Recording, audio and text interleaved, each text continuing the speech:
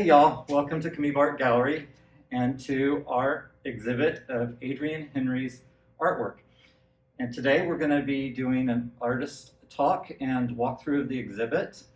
If you are watching this on Saturday, November 14th at 2:15, if you make comments in the comment section, we'll be sure to reply to them. We'll be watching live with you. So today, before we get started, I just want to let you know also that Adreon has done a wonderful video activity for kids. It's actually kids of all ages, and it is on our YouTube channel as well. So when you're done watching this, go ahead and check that out. That it has a PDF that you need to download, and you'll have some coloring that you'll do and some cutting. It's a lot of fun. So try that. And also, we have a small video of a catalog that we've done for the show. This is just a little cut-up template of it. But we do a catalog for all of our solo shows. Be sure to check that out, and you can get a copy of the catalog on our website. There's a link. They're $20, and they're limited editions of 50. So a few items for the show. The show runs through November 21st, so please make an appointment. You can do that on our website also. We have an appointment tool there, and look forward to seeing you then. So with that said, please welcome Adreon Henry to the show. I want to introduce him. He is an Austin-based artist, and he is going to be talking with me today about the work, about his background, and also about the show. So I want to start off with, can you just tell us a little bit about your background real briefly, and then also a little bit about the process that you do. I know it's a really complicated process. It changes a little bit from each piece, but just sort of in general, what does that process look like? Sure, Troy. Well, my name is Adreon Henry. I am from Texas. I grew up in all little rural areas, initially in Pecos, Texas, which is West Texas area, and then moved to College Station and Temple and Crockett, kind of bounced around. Ended up in College Station and had a skate shop, and proceeded to make skateboards and whatnot. And for those skateboards, I had a large order that came from Taiwan, and he needed some POP display stuff. So he asked me if I could send him something. So I kind of dug around in my parents' garage and found a roll of old vinyl that my mom had, and kind of played with that and made these displays and sent them to him. A couple of months later, he called me and said, "Hey, we sold your displays. We still have your skateboards, but we sold your displays." So around that same time, I guess that was around 2000, 2001-ish, one of my friends on East 7th Street had a gallery and said, "Hey, can you print me some t-shirts? You can hang some artwork." And so that was in 2002, and now is now. So here we are. Yeah, so for the last 18 years, I've been kind of playing around in the fine art world. So, and awesome. Doing band and music stuff kind of gave me an opportunity to hang out in New York for a summer, go to Europe and see these different things and visit these different museums and galleries there. So that's kind of a brief background. Mm-hmm. Cool. And a lot of this work in the show is on an industrial grade vinyl, and most of it is I'm really getting into these woven looks and patterns here. It's two pieces of vinyl that are the same size as, say, this panel. Mm-hmm. And one of those has been coated numerous times with different colors and pigments. And that one is cut into vertical strips, and there's another piece that's the same that is cut into horizontal strips, and then those are woven together. And then they're actually lightly sanded down to create these little patterns and weave textures here. Mm-hmm. Okay, cool. And it's attached over like a wooden panel usually, right? There's usually something that's really supportive that holds it really taut. Yes. Right. Cool. And so, what is the idea behind the title of the show and the show itself? Where were you going with that? So actually, there is a youngster who is really coming up with different algorithms for superpositions and physics, and I think KXAN actually did a little story on him, and he was talking about superpositions and what that really meant, because I wasn't familiar with the term, and come to find out, it's the way he explained it was the idea of a penny being flipped, and the idea that it's actually both A and B. It's heads and tails while it's in the air. And, kind of concepting the idea of the show of intersecting stories, I thought, oh, that's such a great add-on to this title, because it really does kind of convey the idea of both sides that are up creating one story. So that's really what the title is, where that comes from, and the way that works within all the works in the show. Yeah, and so they're all sort of about intersecting various different ideas and images as well, right? So images, narratives, really too. Which when things get really stressful, I think I kind of resort back into my skull and the imaginary land, and kind of think about all these different dialogues and narratives that can potentially intersect. It's the idea of you being in front of a window, looking at something, walking away, another person coming up and doing the same thing, and having a different perception of that same experience based on your, prior experiences. So you can really, there's a lot of wiggle room in there. So I think for me, whenever I think of the intersecting stories ideas, I think of this piece quite a bit, because this has a lot of that optical illusion type effect with it. You can see, it can feel like it's going down, or it can feel like it's coming up.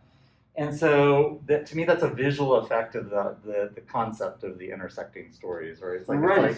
It's like, is this diving into the distance, or is this popping up at me, right? I feel the same on this piece, particularly the idea of seeing the heads and tails. You can see it flipping or fanning and together, and I think that is really what was going on here, and kind of the idea of embracing op art in general. It's always been a marginal interest for me, but I think within this show there are pieces that really do investigate that style a little bit more.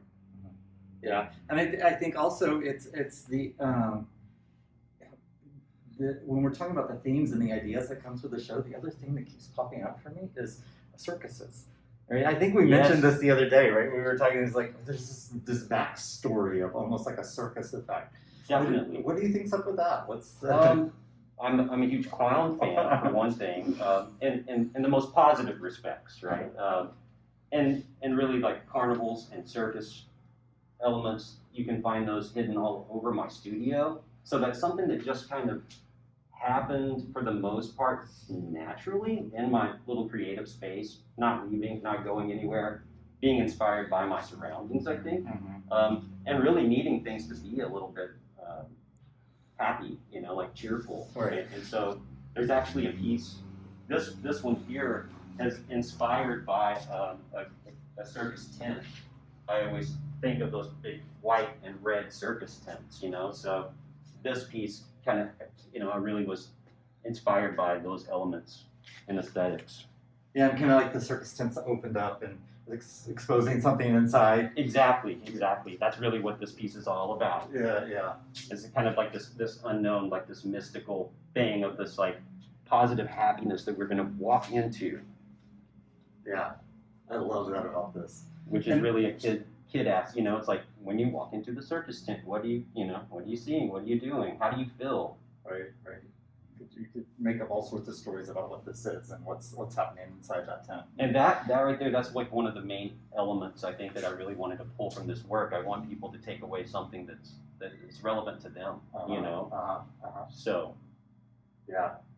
And it's so funny because I think from a straight on, this really has that effect of opening up or springing around, I think once you get like direct on in front of it, you see that sort of like the tent folds opening up. And your work tends not to be like representational, because it tends to be very abstract, and this is the most sort of representational I've seen.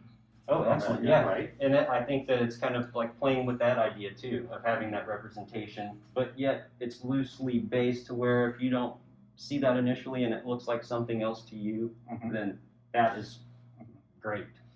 So how hard is it to get this effect to work when you're weaving together different pieces of vinyl? How do you even work that in your head? I don't understand that. I don't understand how that happens. First, I have to say that for the most part, they always turn out different than I perceive them to be previous to the actual weaving, and there's something about, I think, the process of it, of taking these two pieces, you know, and on here, one of them was just nothing but these big strips of red or the black here, you know, and this is on the other piece. Kind of the idea of building them up to where they could be a piece. And initially, I was working on, you know, these one sheet pieces, you know, and then I would wrap those and fold those around the panels. And about, I guess, 2008-ish, I started playing around with the idea of, you know, being inspired by abandoned signage out in West Texas and really wanting to convey that timelessness that you feel when you drive by an old sign in the desert and wonder how many stories are embedded in that, you know. And so from there, it's kind of this idea of taking these two elements and placing them together. The issue becomes once you, like for me, the way that I weave these is like I'll take all the vertical strips and place those to where everything lines up just right. But then when you're working with you know, like this vinyl, it has a bend and a give to it. So it's not going to stay exactly straight the whole time. Like there's going to be these elements and these issues that create these imperfections, which I actually strive for. I don't go out of my way to correct anything like that. I think it kind of adds this humanistic element to the work itself. And it's something that I could never reproduce no matter how much I try.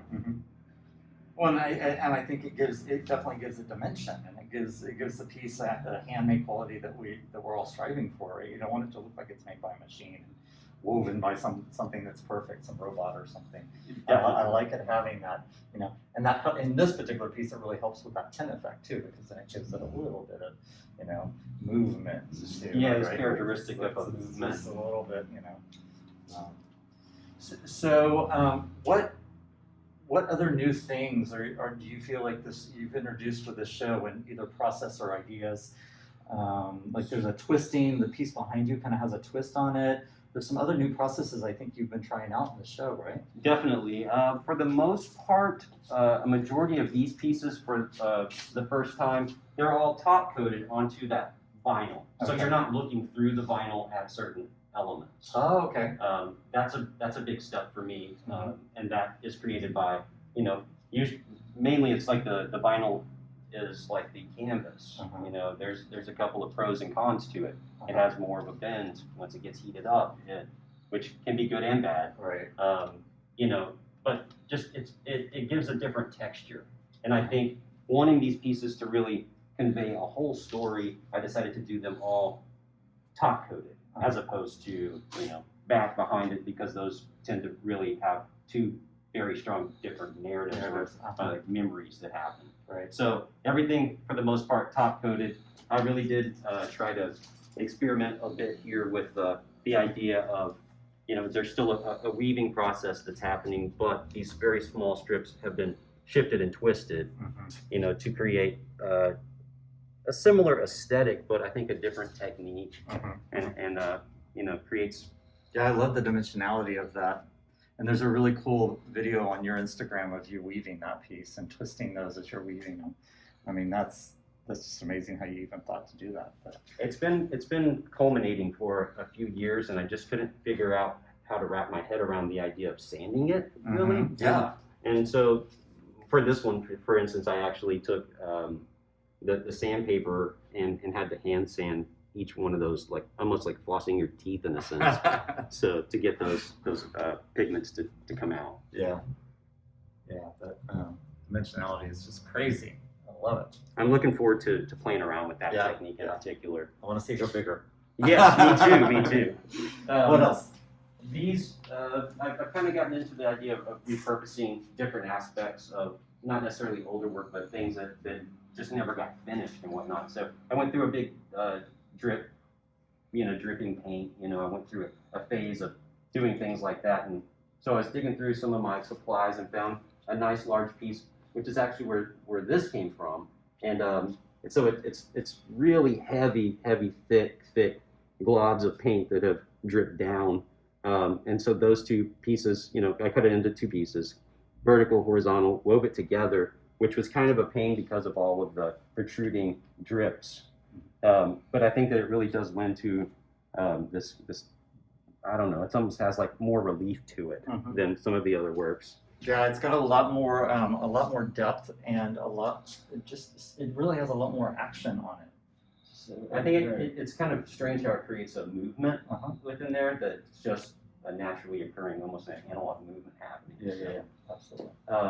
That's new. These shapes, these different, playing around with these different panels. I've had these for a while in my studio and wasn't sure what I was going to do with those. And so kind of bouncing off of the idea of, well, do I do them like I do these radial pieces that look like those guys over there with the, these top-coated pieces that usually always have a spin to them, and I thought, well, since there's an angular edge to these others, I would like to see what happens with different weaving techniques. So that kind of pulled me into doing things like this on an actual square or rectangular, traditional, as I'd say, panel. So that's kind of like really heavy experimentation on these different processes when it comes to the weaving aspect. Yeah. This guy here, this is a new thing where there's almost a pattern to the weaving itself. Yeah. So it's not so focused on, what's actually on the vinyl. Panel, yeah, on the vinyl. I really but it's really about the changing the alternation of the weave. Instead of every other one, it's every 3 or something like that, right? Or then you skip 2. And then you skip, okay. So it's kind of, it's like getting into some complex patterns with the weaving and really working with smaller strips, which takes a lot longer, but I think that there's a payoff there. Yeah, I love it. This piece is so watery for me. It's like I know everybody sees something different, but it just really feels like reflections and sort of this movement.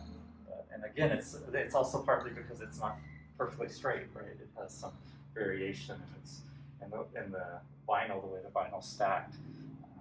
It's funny too, because I didn't really know that this was going to be the thing that popped out, and that kind of goes back to the idea of like seeing it one way and then it ends up another. Because these are numerous coats on top of these 2 pieces, to where I'll forget what's underneath the first 5 or 6, or to go back to those very first ones, and those are the ones that are actually creating this waterway. So it's always fun. It's kind of like Christmas. You're opening your presents when you're doing the sanding at the end there. So there's that as a process. One other thing that I've been into that's kind of the same idea as the repurposing aspect is taking pieces of a woven painting and cutting those, like taking that off the frame and then cutting that woven painting into strips and weaving it within itself. So you have like the idea of a woven painting being woven again.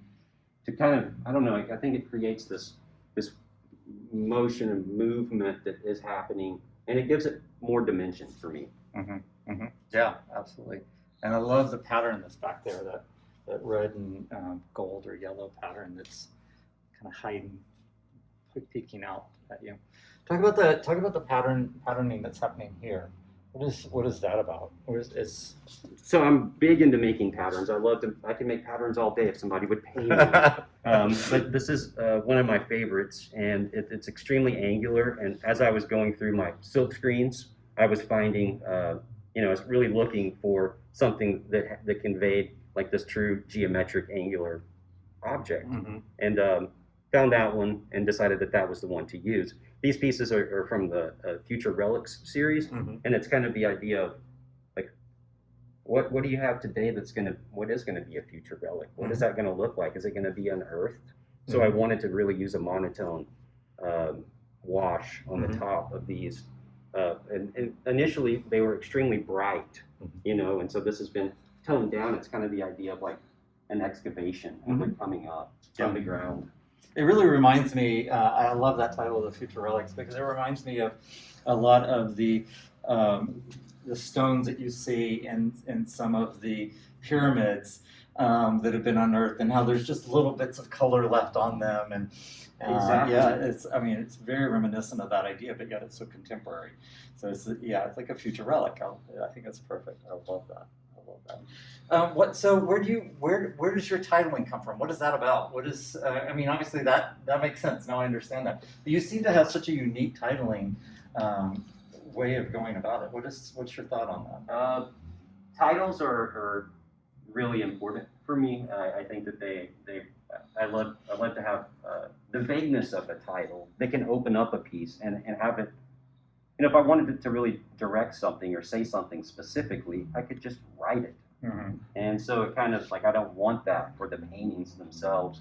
I want something that's a bit more obscured and vague so that people can pull out their, you know, based on their own experiences, what that means to them. Mm-hmm. And so a lot of these titles, sometimes I'll have the title that inspires me to create the piece, you know, Mm-hmm. and other times I'm working on it and, you know, and I'm constantly thinking as I'm weaving it, you know, what is this? What's the symbol? Is it like, what's coming out here? What does that mean? And this show in particular, I had a lot of fun, you know, like I was saying, kind of getting back into my creative cave and really thinking about, you know, fantastical things and like letting your imagination wander, you know. Mm-hmm. So there's really that. Like, this is probably one of my favorite titles of the show. It's we whittled it down to the bone and still couldn't find our way out. Uh-huh. So, you know, that title just struck me as I was weaving this piece. It just started it. So I really wanted something that had the idea of like, do you go this way? Do you go that way? Uh-huh. You know, like, Yeah. so. Yeah, I think that's so successful. I love that. And I think that's one of the reasons we placed it where we did in the show, is it felt like, you know, sort of a street sign at the end of the show. Yes. At the very end, like it's like, okay, what direction am I going? There's so much great stuff to look at here. You know, which way do we go? I love the creation or the curation of the show, and you know, I think that's perfect that you decided to place this one. I love that. Thank you. Well, so we never have enough time, and we're already out, and so it goes by so fast. But I want to thank you for spending time with me and talking about the show. Sure. And we're going to try to release a few short videos if they're not already up on YouTube. They will be shortly, and to maybe highlight a few of these artworks. Also, check out the website. We've got photos of all the artworks, photos of the installation, and of course, we would love for you to schedule an appointment to come see the show. We limit the number of people that can be in. There's 6, and it's only in your group, so there won't be any strangers in here when you do your appointment. So please come see us before November 21st. And if you're watching this video after that, it was a great show, you missed it. And check out the catalogs. And again, thank you for joining us. Thank you. Thanks for having me, Troy. Yeah, absolutely.